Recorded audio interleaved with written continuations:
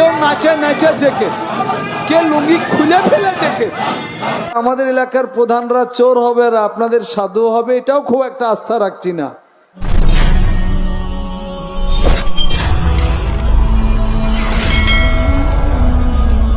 আমরা আপনাদের বাড়িতে খেয়ে আপনাদের বিরুদ্ধে বলবো কত, বেশি তো বলা যাবে না, কিন্তু আমাদের বলতে হয়, উপায়ও থাকে না। মসজিদে ইমামতি করি আপনাদের, খাওয়া দাওয়া আপনাদের, বেতন আপনাদের, আবার দাড়ি কাটাকে সালাম দিলে আল্লাহ নারাজ হয়, সে কথাও আমাদেরকে বলতে হয়।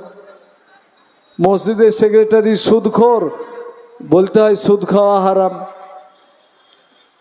আমাদের কাজ এত জটিল, যেই জনগণের খায়, যেই জনগণের টাকায় চলি, সেই জনগণের এগেনস্টে বলতে হয়। তবে যা কিছুই করি আমরা, খালি এটা মাথায় রাখবেন, আল্লাহকে রাজি করার জন্য আমাদের করতে হবে। সেই তৌফিক আল্লাহ তাআলা আমাদের দান করুন। সকলে বলি আল্লাহুম্মা আমিন। দেখুন, আমি এসি মাদ্রাসাতে প্রথমে বলছিলাম যে আলেম ওলামাদের সামনে যে বর্তমান সময়ে এই জেহাদ শব্দটা আমি বলবো না, এর বাংলা যদি বলি খুব কাছাকাছি, তো সংগ্রাম বুঝায়। সবচাইতে বড় সংগ্রামী কাজ হলো নিজের ছেলেকে মাদ্রাসায় পড়তে দেওয়া। এর চাইতে বড় জেহাদ বা সংগ্রাম চলমান সময়ে আছে বলে মনে হয় না। এই খাজা ভাই মৌলানা আপনাদের গ্রামের, আমাদের বড়, ওরা অনেক কটা ভাই, তাই একটা দিয়ে দিয়েছে। আমরা 7 ভাই, তাই আমরা 2-4টে পড়ে নিয়েছি। এখনকার ছেলেদের তো ছেলেই হয়েছে 1-8টা, তো মাদ্রাসায় দেয়ও।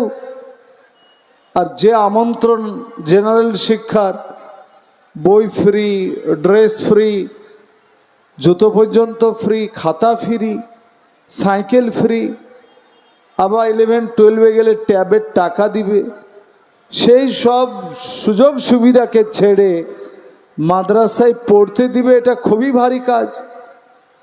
আর একই সঙ্গে দুজনা 4-এ পড়ছিল, একজনা 5-এ, একজনা পাটপুকুর মাদ্রাসায় শাতুল উলুমে। যে 4 থেকে 5-এ গেল তাকে কেউ বলল না খাবি তো দস্তরখানা পাড়, পেশাব করলে পানি লে, জোহরে আজান হচ্ছে মসজিদে যা, সমাস ঘুমাবি, বিছানায় শুবি, তো এর জন্য আল্লাহুম্মা বিইসমিকা মুতাহিয়া পড়, কে ওকে বলার আছে?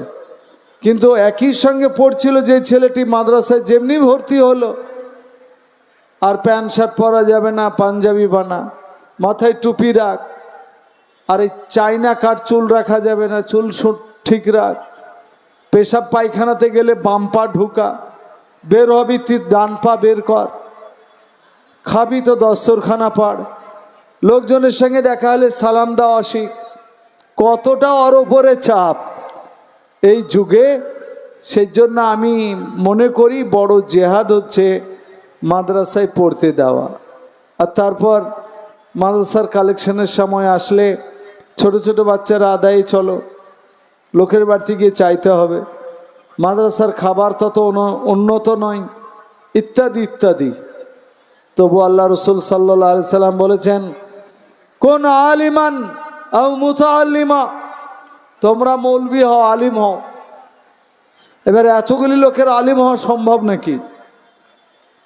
আল্লাহ রসুল সাল্লাল্লাহু আলাইহি সাল্লাম ওর দিয়ে বললেন, অথবা মুতাআল্লিমা, তোমরা তালিবে ইলম হও। মাদ্রাসায় যারা পড়ে তারাকে তালিবে ইলম বলে, মসজিদে যারা কোরআন শিখে মক্তবে পড়ে তালিবে ইলম বলে। তো হয় আলিম হও, নাই তালিবে ইলম হও। আর তাও যদি না হতে পারো বাই চান্স, তাহলে আপনারা অন্তত যেটা করছেন, আও মুহিব্বান লাহুমা, আলিম আর তালিব ইলমদের প্রেমিক হও, আলিমদের ভালোবাসো, তালিব ইলমদের ভালোবাসো। এটা আমরা হতে পারবো না? পারবো না। সবাই মৌলবি হতে পারবেন না, আর সবাই আবার নতুন করে মাদ্রাসার মক্তবে ভর্তিও হতে পারবেন না। কিন্তু আপন আপন বাড়িতে থেকে নিজের চাষবাস করে, নিজের নামাজ রোজা আদায় করে আলেম আর তালিব ইলমদেরকে ভালোবাসতে পারবো না? পারবো না বলুন ইনশাআল্লাহ, যে এটা পারবো। তা আল্লাহ রসুল সাল্লাল্লাহু আলাইহি সাল্লাম বললেন, আলিম হও নইলে তালিবে ইলম হও, অথবা উভয়ের প্রেমিক হও। অলা তাকুন রাবিয়া, চতুর্থ হও না।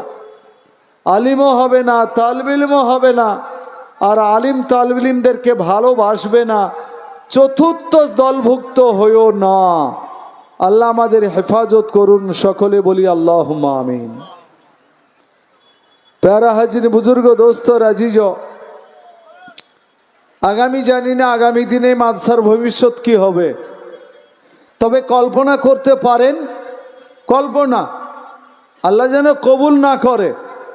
মনে করেন যে দিলীপ ঘোষ বা শুভেন্দু অধিকারী আমাদের রাজ্যের মুখ্যমন্ত্রী মনে করিলেন, তারপর ওরা যা যা বক্তব্য করছে মাদ্রাসার সঙ্গে সেট করেন, মাদ্রাসা থাকবে কি দেখেলেন? আমাদের পার্শ্বস্থ রাজ্য, প্রতিবেশী রাজ্য আসামে হিমন্ত বিশ্ব শর্মা কংগ্রেসি লোক ছিলেন, 25 বছর ওই দলটা চুটিয়ে করেছে। কিছুদিন হলো দল বদল করে বিজেপি হয়ে মুখ্যমন্ত্রী হয়েছে। খালি ইউটিউব সার্চ করেন হিমন্ত বিশ্ব শর্মার স্পিচগুলি।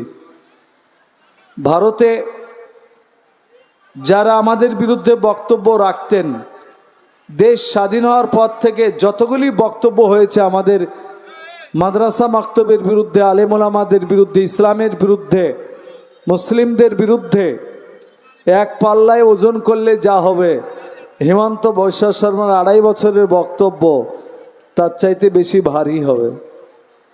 ও ভাবছি যে আমি বাহাদুর, মুসলমানের এত গরু খাই, আমি কিছুই খাই না, তাও এদের বিরুদ্ধে বলতে তো পাচ্ছি। বলে লেখ, ऐसा दिन हमेशा नहीं रहेगा। আপনাদের আমাদের বাড়িতে মায়েরা রুটি তৈরি করেন, তো রুটি যখন কড়াইয়ে থাকে, আমাদের এলাকায় খোলা বলে, কড়াই, তাওয়া, তখন একদিক সেঁকা হয়ে যায়, তখন মায়েরা হাতে তাত লাগলে উল্টে দেয় না আর এক পিঠ সেঁকার জন্য।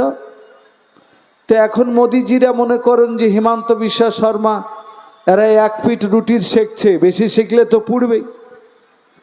তারপর ভালো সেঁকতে চাইলে আর এক পিঠ উল্টাতে হবে কি না? কাজী ऐसा दिन हमेशा नहीं रहेगा। এখন এক পিঠ সেঁকা চলছে, আর এক পিঠকে অন্যজনা সেঁকবে ইনশাল্লাহ। সময়ের অপেক্ষা, আর আমাদের একটু ধৈর্য। তবে এসব যা কিছু হচ্ছে, কতগুলি জিনিস মনে করবেন যে এর জন্য দায়ীও আমরা কম নই, আমরাও যুক্ত আছি ওর সঙ্গে।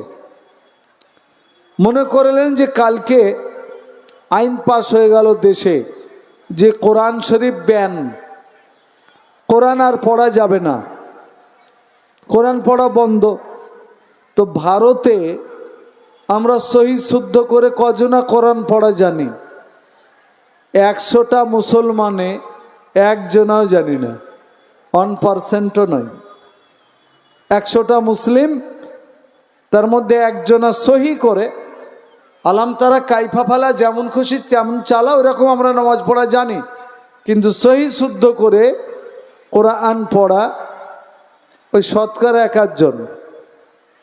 তো একজনের জন্য কোরআন বেঁচে রেখে লাভ কি? আমল করি কে না জানি না, পড়া। আর 100 জনা যদি সহি শুদ্ধ পড়া জানি, তো পাই টু পাই আমল করনেওয়ালা 100 জনের মধ্যে একজন হই। তাহলে আজ 77 বছর কোরআন শিখার, সহি শুদ্ধ করে পড়ার এত সুযোগ আমরা কাজে লাগাতে পেরেছি? বলুন। মোদিজিকে একটু ধন্যবাদ জানাচ্ছি এই মর্মে, ধন্যবাদ মাঝে মাঝে জানাতে হয় ভাবছি, ভয়ে টয় লয়। আমি ধরেন মোটরসাইকেল চালাচ্ছি, সুবহানাল্লাযী সাখখার লানা হাযা মা কুন্না লাহু মুকরিনিন দোয়া পড়ে একবারে খুব জোরে। এখন 4 লেন বেথুয়া পর্যন্ত যাওয়ার জন্য গাছা থেকে দারুণ রাস্তা, গিয়ার মারলি 100 কিলোমিটার উঠাটাই সহজ। কিন্তু কোনো মাতাল টলতে টলতে যদি বলে মৌলানা সাহেব একটু আস্তে চালাবেন, নিরাপদে থাকবেন, তা আমি নাজমুল হক যদি মনে করি যে আমি টুপি দাড়িওয়ালা লোক আর দোয়া পড়ে চড়েছি, এ মাতালের কথা শুনবো, আরও জোরে চালাবো, একবার 140। দেখা গেল বেথুয়ার রেলগেটের ওপরে যে ফ্লাইওভার হয়েছে, ওভারব্রিজ, ব্যাস মোটরসাইকেলের ওপর দিয়ে না গিয়ে তল দিয়ে চলে যাবে, শরীর শেষ। তো মাতাল হোক, মদঘর হোক, ও তো যে উপদেশটা দিয়েছিল সেটা তো ভালো, কি বুঝলেন? সেটা ভালো কি না? না ওটাও মাতাল বলে শোনা যাবে না? তো মোদিজির 99% বিরোধী আমি, 100%। আর বিরোধিতা চুরি ছিপাও নাই। আমার বাড়িতে একবার এনআইএ গেছিল, এনআইএর লোক, তো তার সামনেও বলেছিলাম দেশের জন্য একচুল পরিমাণ খারাপ কাজ করি না, বলি না, কোনো প্রোপাগান্ডা নাই, তবে মোদিজির বিরুদ্ধে বলি অ্যাকর্ডিং টু ইন্ডিয়ান কনস্টিটিউশন যেমন বলা যায় তেমন বলি। তাও বলছি মোদিজির সুনাম। আমাদের মৌলানা আব্দুল মজিদ সাহেব হুজুর বক্তব্য করতে গিয়ে রাম মন্দির সম্পর্কে ইশারাঙ্গিতে কিছু কথা বলছিলেন, মনে পড়ছে না? বলছিলেন না? তো দেখেন, আমি মনে করি ওদের কাছে পৃথিবীতে 1 নম্বর এখন ব্যয়বহুল, তাদের দৃষ্টিতে দৃষ্টিনন্দন, তাদের ক্ষেত্রে সুযোগ সুবিধা, by road, by train, by plane.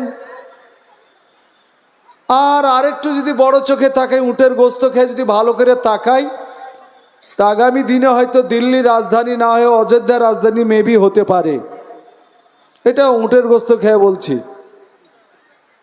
এইরকম জায়গায় নিয়ে যাচ্ছে।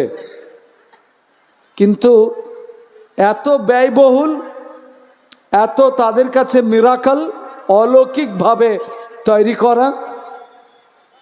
শ্রীরামের বা রামলালার যে মূর্তিটা বানানো হয়েছে তাতে কোথাও জোড়া দেয়নি, একটা আস্ত বড় পাথরকে ক্রেন দিয়ে নিয়ে এসে কেটে কুটে একটা মূর্তি বানিয়েছে, কোথাও জোড় নাই। কোটি কোটি কোটি কোটি কোটি টাকা খরচ হয়েছে। আমাদের মুসলমানেরাও দিয়েছে না দেয়নি? সিনেমার নায়কেরা একজন 5 কোটি টাকা দিয়েছে, ওর ফটো আলাদা। কিন্তু যেটা বলতে চাইছি, পৃথিবীর ওদের নজরে সবচেয়ে দামি দৃষ্টিনন্দন মন্দির, তার যে ভগবানের প্রাণ প্রতিষ্ঠার পূজা পার্বণের সূচনা কে করলো? একজন দেশের প্রধানমন্ত্রী। 11 দিন তাদের মতন করে রোজা রাখলো, 11 দিন ধরে সাবধানে হাগলো মুতলো, গঙ্গার পানি দিয়ে সামনে পিছন সবসময় ধুইত যে আমি প্রাণ প্রতিষ্ঠার পুজো করব। আমি কোন ফল খাওয়া যাবে না, কখন সূর্য উঠলো, কোন দিকে তাকাতে হবে, সব বিধি মানল। তার নাম নরেন্দ্র মোদিজি, একজন দেশের নাম করা প্রধানমন্ত্রী। তিনি উদ্বোধন করে দিলেন। কাজী তাকে সাধুবাদ, অ্যাকর্ডিং টু হিজ ফেথ, তাদের বিশ্বাস অনুসারে। আর আমাদের যদি একটা প্রধান হয়ে যায় না, ভাবছে আমি কি না হনুরে দিয়ে। বলছি না যে হনুমানের চরিত্র এসে গেল বা হয়ে গেল, তা বলছি না, ওই রকম কিন্তু লাভ মারামারি হনুমানের কাজটা এসেই যায়। সকালবেলায় নমস্কার, আর একটা মিটিংয়ে গেল তো নমস্কার, আবার দুর্গা পূজা এসে গেল তো সেখানেও নম করে বেড়াচ্ছে। করছে না? আপনি একটা প্রধান দেখাতে পারবেন যে প্রধান হওয়ার পর থেকে পরেশগার মুত্তাকি হয়ে গেছে? একটা এমএলএ, সব দল মিলে আমাদের পশ্চিমবঙ্গে 33টা এমএলএ মুসলিম আছে, নাম মুসলিম, কাগজ কলমে মুসলিম। পার্লামেন্টে 31 জন এমপি আছেন। তো এমপি এমএলএ মন্ত্রী হয়ে যাওয়ার পর তার সততা বেড়ে গেছে বলে আপনাদের মনে হয়? চুরিটা বেড়ে গেছে এটা বলতে পারেন হয়তো। আপনাদের এলাকার মেম্বার প্রধানের কথা বলছেন, এই এলাকার খুবই সৎ, কিন্তু আমরা পাঁচ বাড়িতে খাওয়া মলবি, তো মুরগি মারা রোগ যদি দেশে আসে তো দেখি একই দিনে মুর্শিদাবাদেরও মুরগি মরে, নদিয়ারও মরে। কাজে আমাদের এলাকার প্রধানরা চোর হবে আর আপনাদের সাধু হবে, এটাও খুব একটা আস্থা রাখছি না। ওগুলি মুরগি মারা রোগ টাইপের। বলতে চাইছি, শঙ্করাচার্য ভারতে আছে 6 জন, 4 জন যায়নি মন্দির উদ্বোধনে। শঙ্করাচার্যকে ধরা হয়, ওদের মতে পৃথিবীতে সবচাইতে খালি জ্ঞানী লাই, মহাজ্ঞানী হিন্দু ধর্মের। তারা যাননি, তাদেরকেও টপকে মোদিজি নিজেকে এমন যোগ্যতায় নিয়ে গেছেন যে আমি প্রধানমন্ত্রী হলাম তো কি হলো, প্রধান পূজারীও আমি, শ্রীরাম ভগবানের আমি প্রাণ প্রতিষ্ঠা করব, সেই মন্ত্র আমিই পড়ব। তো এটা তো তাদেরকে দেখতে ভালো লাগছে। আমি নাজমুল হক যদি হতাম আর আমি একটা প্রধানকে দেখতাম যে যেমনি আজান হলে মিটিং ছেড়ে মসজিদে যাচ্ছে, তাই তো আমার বুক ফুলে যায়। একটা এমএলএ গাড়ি থামিয়ে দাঁড়া, মমতা যাবে যাক, অভিষেক যাবে যাক, আমি একবার নামাজটা পড়ে নি না, দিদি আছে আর নামাজ পড়তে যাব, ঈদে পড়েছি আর বকরা ঈদে পড়ব। তা আমি কাঁচা নামাজি দেখলি তো উৎসাহিত হয়ে যায়, তাকে আর একবার ভোট দেওয়ার জন্য বলি। আমাদের এমপি হচ্ছে আবু তাহের খাঁ, খালি পার্লামেন্টে শ্রীরাম জয়ধ্বনি দিচ্ছিল পার্লামেন্টে 2019-এ। তা আবু তাহের খান একটু খান বেটা, তো জোরে বিসমিল্লাহির রহমানির রহিম বললেন। তা আমার এত রাগ ছিল, কারণ একটা ভোটে দাঁড়িয়ে মন্দিরে এরকম করে বেড়াচ্ছিল। তা আমরা 5 বাড়িতে খাওয়া মৌলবি চালাচ্ছিলাম যে বেটাকে ভালো কাজ করেনি।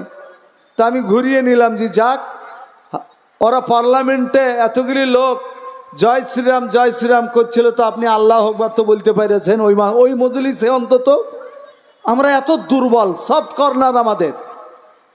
তাহলে হিন্দু ভাইয়েরা দেশে কোটি কোটি, তারাই সংখ্যায় বেশি, তাদের প্রধানমন্ত্রী যদি ধার্মিক হয়ে যায় তাদের মতে, তো তারা তো তার অনুরাগী হওয়াটাই স্বাভাবিক।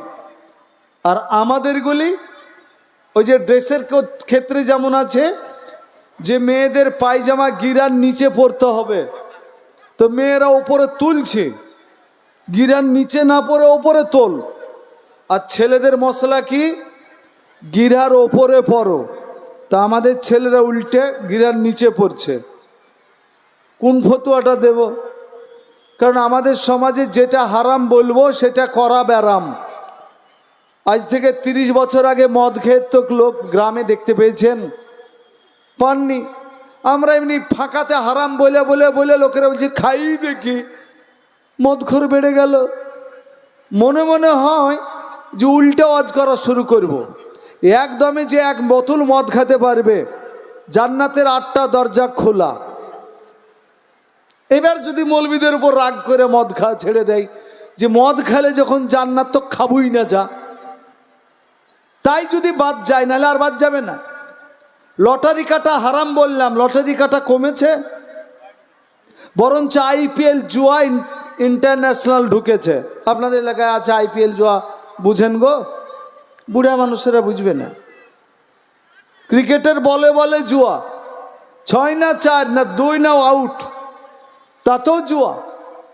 এতে দীক্ষিত ধরে নিয়ে যাক, জেলে ভরে পচিয়ে দেখে এদেরকে। কিন্তু পুলিশ অত আধ পাগলা লাই যে এদেরকে জেলে পচাবে, তড়ুং করে নিয়ে ফড়ুং ভরে দিবে, বাস তোরা চল যা, দিলি তো ঠান্ডা। আচ্ছা, আজকালকার যারা মুরব্বী বসে আছেন, আমাদের যারা চাচা তুল্য, এখনকার ছেলেরা যে প্যান্ট পরে, ওই প্যান্ট যদি ওরা পরতো, করে বিয়ে হইতো বলে মনে হয়? আমার দাদর বিয়ে হইতো যদি ওই ফাটা প্যান্ট পরতো। দেখতেছে বলতে জামাই দিয়ে দেখতেছিলাম কিপটা কাঞ্জুস কৃপন, কেন ফাটা প্যান্ট পরছিল, ছিঁড়ে প্যান্ট। দাদর বিয়ে হইতো না, আমার বাপের বিয়ে হইতো না। আর এখন ফাটা আলাদের দাম বেশি। বিড়ি ছিঁড়ে গেলে ভাবছি যাক এখন থেকে মাল খোলা এদের, ফাটা, এবং ফাটা প্যান্টের দামও বেশি।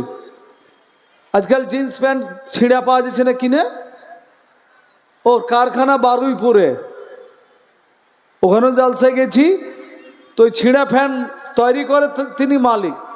ও বলছে হুজুর এই ছিঁড়াগুলিরই দাম বেশি। দেখেন কেমন উল্টেছে। দেখেন আপনারা কিছুদিন পরে আরও বেঁচে থাকেন, কিছুদিন পরে দেখতে পাবেন হাগার জন্য আর প্যান্ট খুলতে হবে না, বসলি মাল বাড়িয়ে যাবে, উঠলি পারে জোড়া লেগে যাবে, এইরকম পরিস্থিতি। আল্লাহ রসুল সাল্লাল্লাহু আলাইহি সাল্লাম আপনার আমার সামনে যে ইসলামিক জীবন ব্যবস্থা রেখে গেছেন, কোনো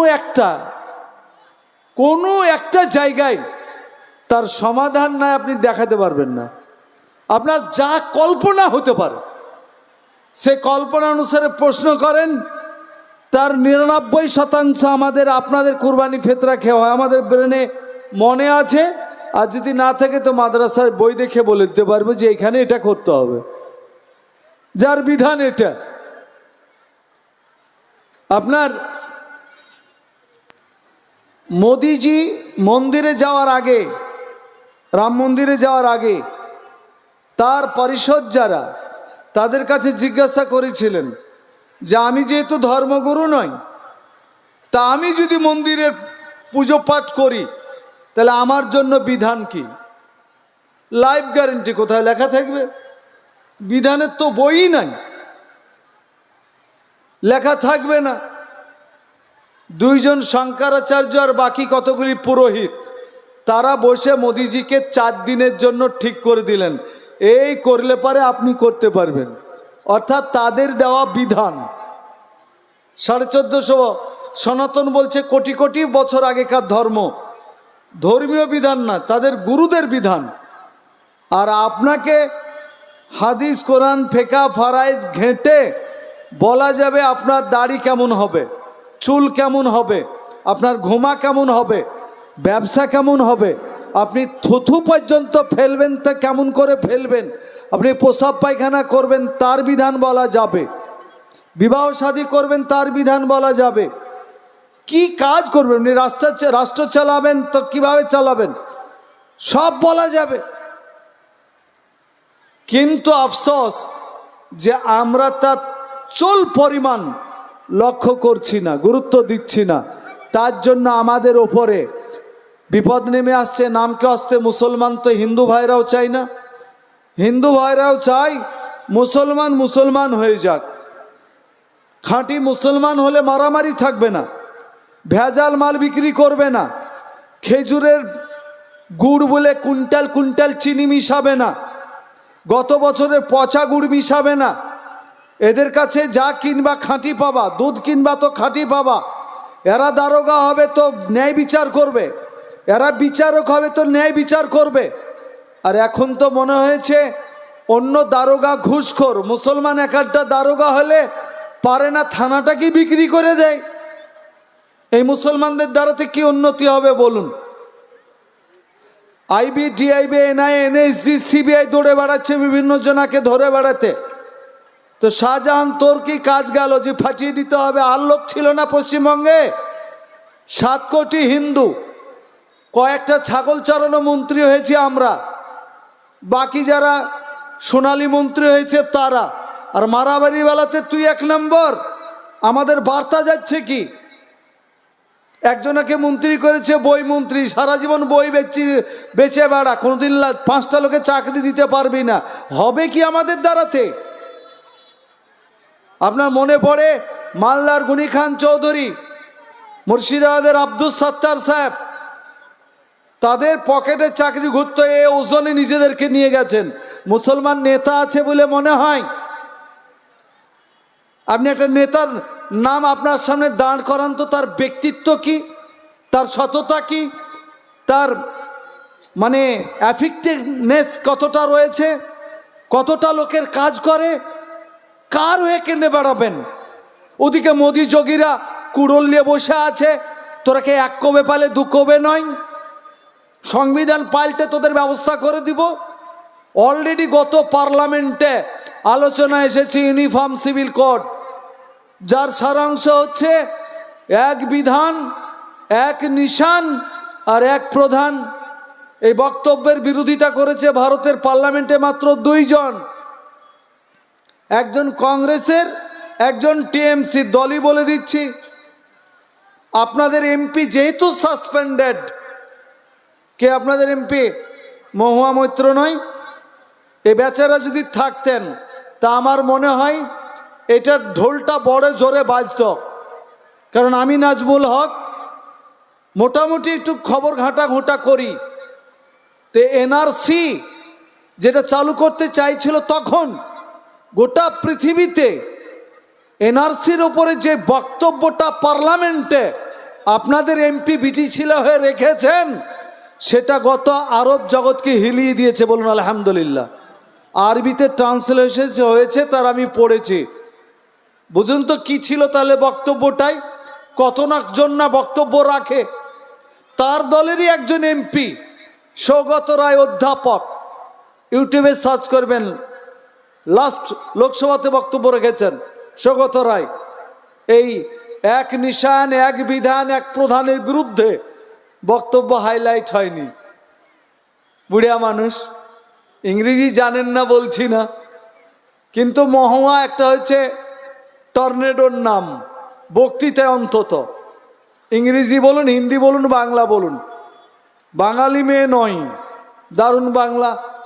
হিন্দি মেয়ে নয়, হিন্দি ভালো, আর ইংরেজ তো বাইরে থেকে নিয়ে এসেছে, তাই বক্তব্যটা আপনার কানে পৌঁছায়নি।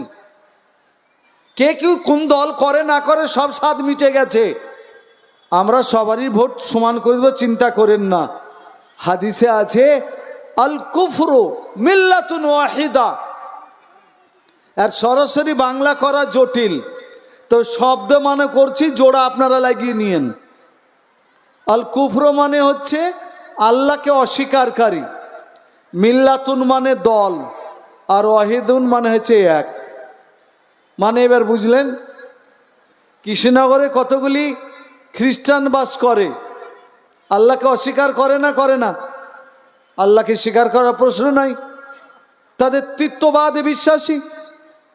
আমাদের প্রতিবেশী, আমাদের রাষ্ট্রে, আমাদের রাজ্যে অমুসলিম ভাইরা বাস করে, 33 কোটিতে দেবদেবীতে বিশ্বাসী, খোদাকে অস্বীকার করে না? করে না। আরও যারা আছে, জৈনুস বলেন, আর অন্যান্য ধর্মাবলম্বী বলেন, মৌলিক আপনার আমার যে ইমানি জায়গাগুলি, তার বিরোধিতায় কুল্লুহুম মিল্লাতুন ওয়াহিদা, তারা কিন্তু এক জায়গায়। আর আমরা যে আল্লাহকে এক মাননেওয়ালা, এক রসুল মুহাম্মদ সাল্লাল্লাহু আলাইহি ওয়াসাল্লাম এক, আমাদের এখন কিতাব, আমাদের হেদায়েতের গ্রন্থ এক, কোরআন, আমরা এক জায়গায় আছি। বাংলাদেশের চ্যানেলগুলি খুলুন খালি মোবাইলে, কেমন মৌলবীরা লাফাচ্ছে।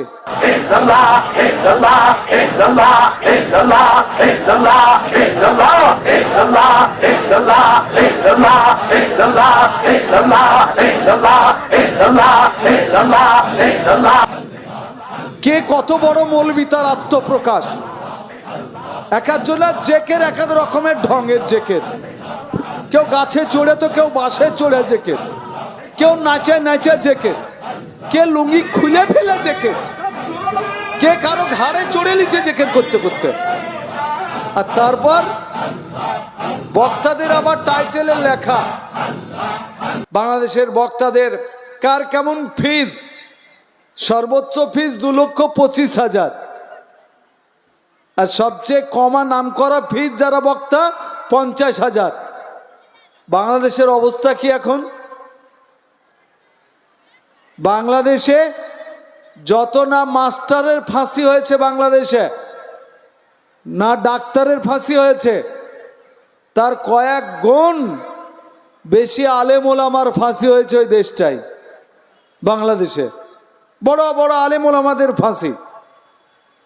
আমি মৌলানা দিলওয়ার হোসেন সাইদি সাহেবের সঙ্গে 100% মিল নাই, থাকাও স্বাভাবিক নয়, কিন্তু এটা মনে করি উভয় বাংলায় তিনি শ্রেষ্ঠ বক্তা ছিলেন। শুনেছেন না শোনেননি আপনারা ইউটিউবে? দিলওয়ার হোসেন সাইদি এত বড় বক্তা, এত ভালো তিনি বলতেন, ইংরেজিও বলতেন, বাংলাও বলতেন, সুর করে বলতেন, বিনা সুরেও বলতেন, এত জনপ্রিয়। সে লোকটার জানাজা লাশ বেরিয়ে আসলো কোত্থেকে? মসজিদ থেকে, খানকা থেকে, মাদ্রাসা মক্তব থেকে, তবলিগ জমিয়ত থেকে, না জেলখানা থেকে। তার ফাঁসি দেওয়ার কথা অনেক আগে, অন্য কোনো কারণে ফাঁসি দেয়নি, কিন্তু লাশ জেলখানা থেকে বেরিয়ে এলো। মামুনুল হক জেলে, মাদানি জেলে, রফিকুল হাসান জেলে। তাদের জন্য আমার মায়াতে বুকও ফাটছে না, কিন্তু কিছু কথার আফসোসের বলার আছে। এর জন্য তারা দায়ী বেশি। আল্লাহর রহমতে আমাদের দেশের আলেম ওলামাদের কোরবানি, অবদান, ত্যাগ আপনাদের বুঝে আসবে কম। আমি মনে করি মুর্শিদাবাদে যদি এই মোদি যোগীজির সম্বন্ধী বহনরা যদি কাউকে জেলে ভরতে লাগে, তা আপনাদের ইমান রক্ষার্থে আমাদেরকে আগে জেলে যেতে হবে, এবং দিল তৈরি করে নিয়েছি আলহামদুলিল্লাহ, এতে কোনো দ্বিচারিতা নেই। মনে করি এই যোগী মোদিজির আনাগোনা বাড়লে আমাদের খাতির কম। তবু ৭৭ বছরে আলেম ওলামাদের ফাঁসি এত হয়নি কেন? মোদিজি তাকিয়ে দেখার বড় নিঃশ্বাস ছাড়ে, হাসিনা তুমি পারলা, কিন্তু আমি একটা ট্যাংরা মৌলবীকেও পারলাম না। আফসোস করে। অনেকে পিটিয়েছে কিন্তু পচিয়ে দিতে পারেনি। মুফতি আব্দুল কাইয়ুম, তাকে জেলে ভরে দিয়েছিল, তার নামে ফাঁসি অর্ডার হয়ে গেছিল জাজ কোর্টে, তার নামে গুজরাট হাইকোর্টেও ফাঁসি হয়েছিল। মৌলানা সৈয়দ আরশাদ মাদানী সাহেবের ছোট ভাই গতকাল এসেছিলেন মেমারিতে, আম্মু ছিলাম। ওনার ভাই মৌলানা আরশাদ মাদানী দেওবন্দের প্রধান শিক্ষক, অনেকেরই ওস্তাদ। তিনি কেস লড়লেন কার জন্য? মুফতি আব্দুল কাইয়ুম, যার নামে ফাঁসি কোথায় হয়েছে? জজ কোর্টে হয়েছে, গুজরাট হাইকোর্টে। 12.5 বছর জেলে একজন মৌলানা মুফতি। আমার আগা বছরে দেওয়ান থেকে পাশ করেছে, 1 বছরের বড়। আমার চেয়ে ঝান্ডি বুড়ো হয়ে গেছে, কিন্তু আমার চেয়ে 8 ইঞ্চি মতো লম্বা, দারুণ চেহারা, বেঁচে আছে। জোরে বলুন আলহামদুলিল্লাহ। আর আমি কি বললাম? ফাঁসির অর্ডার হয়েছিল গুজরাটে। অপরাধ কি চাপিয়েছিল জানেন? অক্ষয়ধাম মন্দির, এই মন্দিরে 11 জন বম ব্লাস্ট হয়ে মারা যায়। মুফতি আব্দুল কাইয়ুম বম মেরেছে, ওরা মরেছে, কাজী ফাঁসি হওয়াটা তো স্বাভাবিক। কিন্তু হজরত মৌলানা সৈয়দ আরশাদ মাদানী সাহেব, যার ভাতিজা আপনাদের এই মাদ্রাসায়, যে মাদ্রাসাকে জালসায় আপনারা এসেছেন, 2 বছর আগে ওনার ভাতিজা হাসান মাদানী এসেছিলেন, তার নেতৃত্বে কেস লড়া হলো। একটা জাজ, একটা বেঞ্চ, কয়েকজনা মিলে জাজ, 3 জন, 3 জনই অমুসলিম জাজ। ফাঁসি হওয়াটা আরোই স্বাভাবিক মনে হতে পারে, কিন্তু কাগজপত্র দেখে, সাক্ষী সবুত নিয়ে, পুলিশের বয়ান শুনে, হাইকোর্টের রিপোর্ট পড়ে 6 মাসের মধ্যে রায় দিলেন যে মুফতি আব্দুল কাইয়ুম কোনো দোষ করেনি, বেকসুর খালাস। জোরে বলুন আলহামদুলিল্লাহ। এ হচ্ছে আমাদের দেশ। আর ওখানে ফাঁসি হচ্ছে, আর মোদিজি পিট করে তাকাচ্ছে, বহিন তুই পারলি, আমি পারলাম না। 56 ইঞ্চি আমার। না পারার হাজারো কারণ আছে, হাজারো। মৌলানা আবুল কালাম আজাদ জন্ম কোথায় বলুন তো? জালসায় আমি বলেছি কোথায়, ইতিহাসে তো পাবেন না। মক্কাতে জন্ম, কাবা শরীফের দারুসালাম গেটের পার্শ্বস্থ বাড়িগুলিতে জন্ম, অর্থাৎ তিনার মা আরবীয়। সেখানে 10 বছর লালিত পালিত হলেন। দেশ স্বাধীন করার লড়াইয়ে ভারতে এলেন, এসে কলকাতায় থাকতেন, আর্মহাজ স্ট্রিটে কলকাতায় থাকতেন। কত বছর জেল খাটলেন জানেন? এ মোদিজিরা তো, আর বাপদাদা 14 পুরুষের নাম করুক, কে কে জেল খেটেছে। যোগীর বাপ খাটেনি, মোদিজির বাপ খাটেনি, আমি দায়িত্ব নিয়ে বলছি। আপনার হিমন্ত বিশ্ব শর্মার বাপ জেল খাটেনি দেশ স্বাধীন করার জন্য, কিন্তু মৌলানা আবুল কালাম আজাদ টুপিদাড়িওয়ালা লোক